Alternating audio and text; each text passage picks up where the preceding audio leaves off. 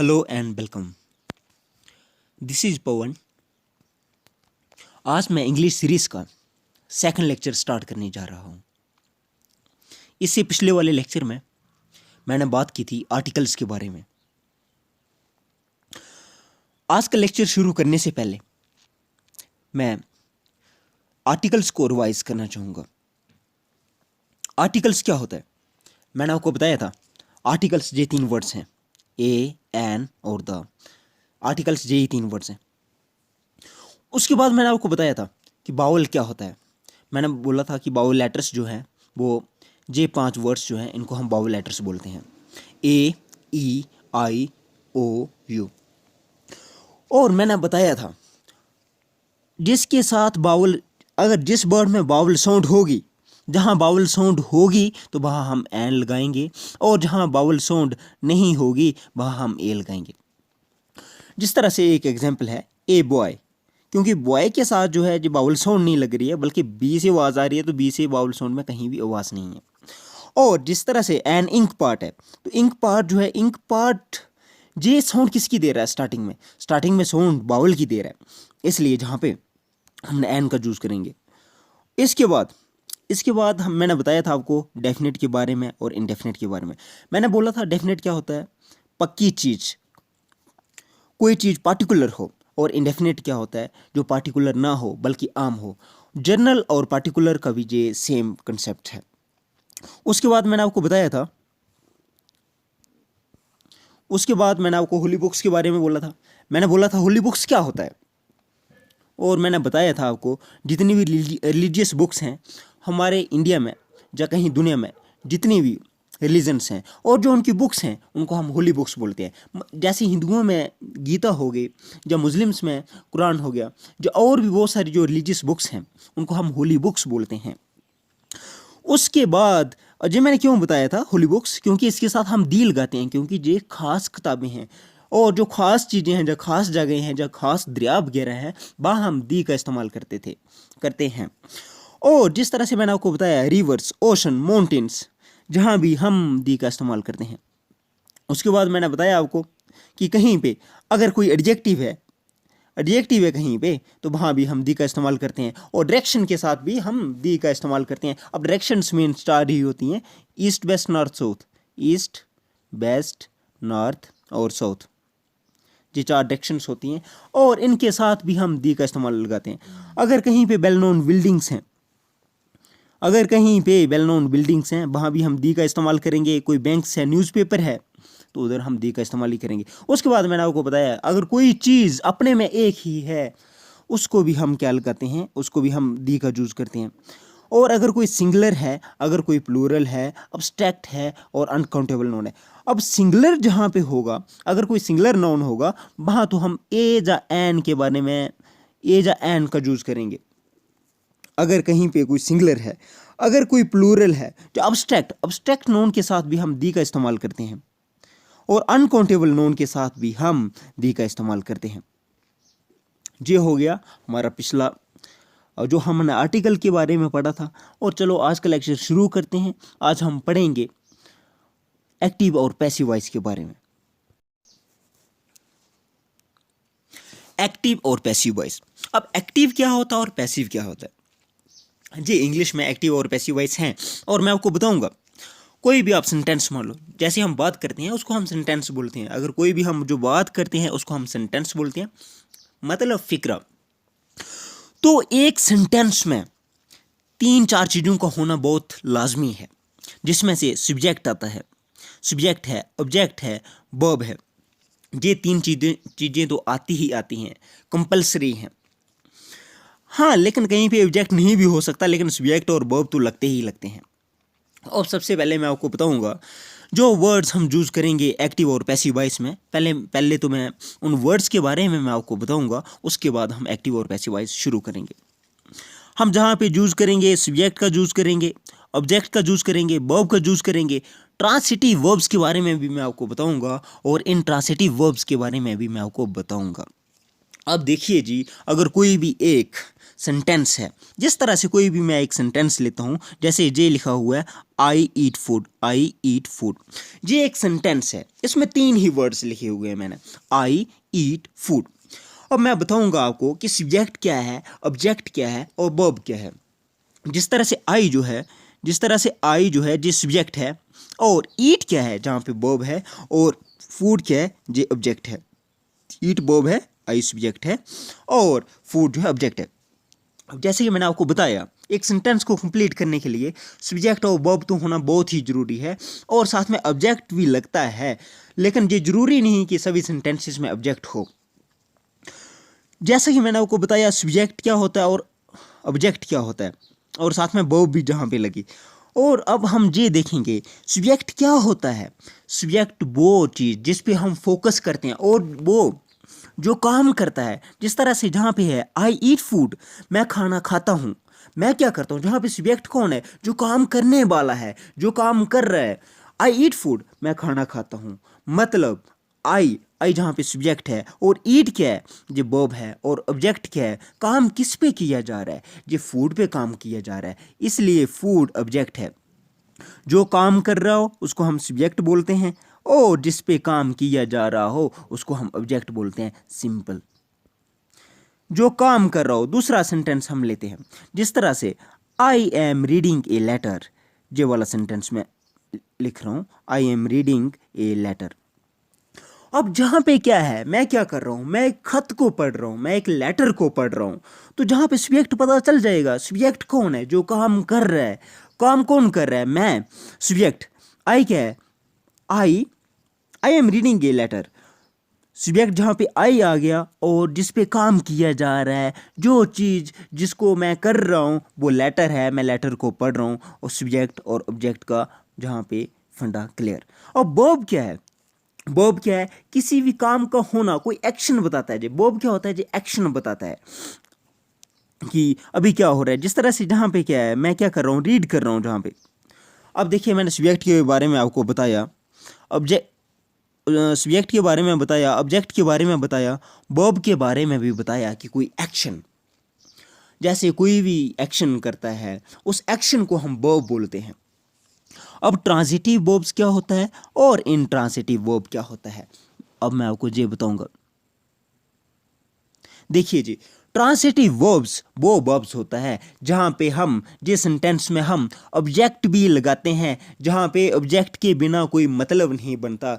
जिस सेंटेंस का ऑब्जेक्ट के बिना मतलब ना बने वो ट्रांजिटिव हो गया। जहाँ पे ऑब्जेक्ट का आना बहुत ज़रूरी है, वहाँ उसको हम ट्रांजिटिव वर्ब्स बोलते हैं। और इनट्रांजिटिव क्या हो गया, इनट्रांजिटिव वर्ब्स वो वर्ब्स होती हैं जहाँ ऑब्जेक्ट नहीं भी हो फिर भी सेंटेंस का काम चल जाता है, फिर भी हमें सेंटेंस समझ आ जाता है। जिस तरह से मैं आपको एग्जांपल दूंगा, ये मैंने एक एग्जांपल लिखी हुई है, आई क्राई, मैं रोता हूँ। अब देखिए, आई तो सब्जेक्ट है और क्राई जो वर्ब है। अब देखिए जहाँ पे मैंने ऑब्जेक्ट नहीं लगाया, लेकिन काम इसका चल गया, क्योंकि हमें सेंस क्लियर होगी, हमें समझ आ गया कि जहाँ पे मैं क्या बोलना चाहता हूँ। आई क्राई, मैं रोता हूँ, तो इसमें क्लियर है कि क्या है, इधर ऑब्जेक्ट की जरूरत तो है नहीं, तो इसलिए इसको हम, इस वर्ब को हम क्या बोलेंगे, इस वर्ब को हम बोलेंगे इंट्रांसिटिव वर्ब। लेकिन वो वर्ब्स जहाँ पे हम ऑब्जेक्ट लगाएंगे, और जिन वर्ब्स का मतलब बिना ऑब्जेक्ट के नहीं निकलेगा, मतलब आधा अधूरा मतलब ही अगर हमें समझ आएगा, तो उधर तो हमें ऑब्जेक्ट लगाना पड़ेगा, और उसी चीज़ को हम ट्रांजिटिव वर्ब्स बोलते हैं। मतलब वो वर्ब्स जिनके साथ हम क्या करेंगे, हम ऑब्जेक्ट लगाएंगे। अगर हम ऑब्जेक्ट नहीं लगाएंगे तो हमें समझ नहीं आएगी। जिस तरह से मैंने आपको बताया कि अगर कोई वर्ब है और उस वर्ब के साथ अगर हम ऑब्जेक्ट लगाएंगे, और जिस वर्ब के साथ ऑब्जेक्ट का आना जरूरी है वो ट्रांजिटिव वर्ब्स होगी, और जहां हमें ऑब्जेक्ट की जरूरत नहीं है उसको हम इनट्रांजिटिव वर्ब्स बोलते हैं। जे क्लियर। तो देखो, मैंने आपको ये बताया जहाँ पे कि एक्टिव और पैसिव वॉइस में, जैसे कि हर एक सेंटेंस में इन 3-4 चीज़ों का होना ज़रूरी है, लेकिन कहीं पे ऑब्जेक्ट होता है और कहीं पे बिना ऑब्जेक्ट के भी काम चल जाता है। तो इन सेंटेंसेस में सब्जेक्ट लगता है, ऑब्जेक्ट है, वर्ब है, ट्रांजिटिव और इनट्रांजिटिव वर्ब्स भी होती हैं। लेकिन ट्रांजिटिव वर्ब्स अगर हम एक्टिव और पैसिव वॉइस कर रहे हैं, वहाँ पे ट्रांसिटिव वर्ब्स का होना बहुत ज़रूरी है। अगर हमें एक्टिव और पैसिव वॉइस, अगर हमें एक्टिव का पैसिव वॉइस करना है, वहाँ हमें ट्रांसिटिव वर्ब्स चाहिए। मैंने आपको ट्रांसिटिव और इंट्रांसिटिव के बारे में क्यों बताया? मैंने आपको इसलिए बताया, अगर हमें एक्टिव का पैसिव करना है तो वहाँ पे हमें ट्रांसिटिव वर्ब्स चाहिए। अगर इंट्रांसिटिव वर्ब्स होगी तो उस चीज़ का हम, उस सेंटेंस का हम पैसिव वॉइस नहीं बना सकते। इसलिए ट्रांसिटिव और इंट्रांसिटिव वर्ब जो है जी बिल्कुल क्लियर हो गया आपके सामने। और उसके बाद मैंने आपको बहुत सारी एग्जांपल्स दी।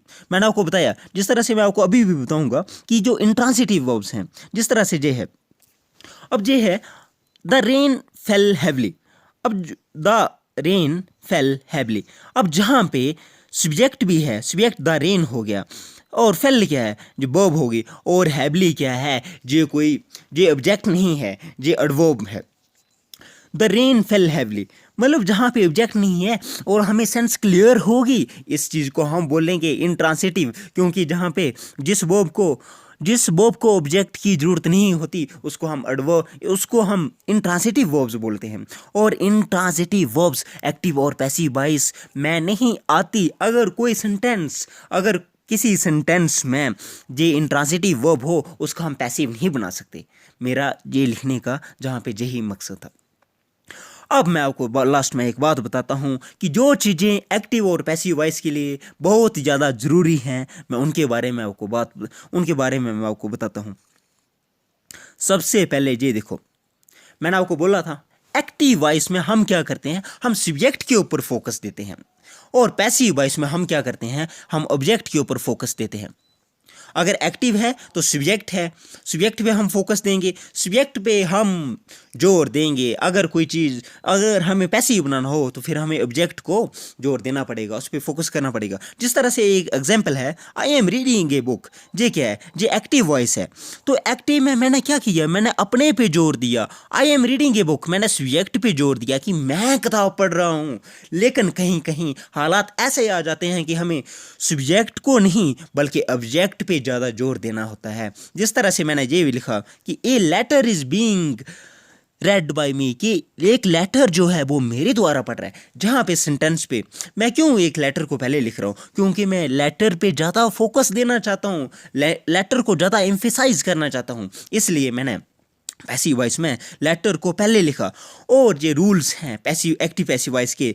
अगर हमें एक्टिव का पैसिव करना है तो हमें सब्जेक्ट का ऑब्जेक्ट करना होगा, और ऑब्जेक्ट जो है वो उसको सब्जेक्ट करना होगा। जिस तरह से यही मिसाल लेते हैं हम दूसरी बार भी, कि I am reading a letter, I am reading a letter, मैं एक खत जो है पढ़ रहा हूँ। अब मैंने जहाँ पे एक्टिव में मैं सब्जेक्ट पे फोकस दे रहा था, लेकिन जहाँ पैसिव में मैं ऑब्जेक्ट के ऊपर फोकस दे रहा हूँ, ये लेटर के ऊपर फोकस दे रहा हूँ। और जो मेरा जहाँ पे ऑब्जेक्ट था, जहाँ पे ये सब्जेक्ट है और ये ऑब्जेक्ट है, मैं क्या करूँगा, इस ऑब्जेक्ट को जहाँ पे मैं सब्जेक्ट बना दूंगा, और ये जो है सब्जेक्ट जो है इसको मैं ऑब्जेक्ट बना दूंगा, और मी जो है जहाँ पे ऑब्जेक्ट हो गया। मैं आपको दोबारा से बताऊँगा जहाँ पे दोबारा से।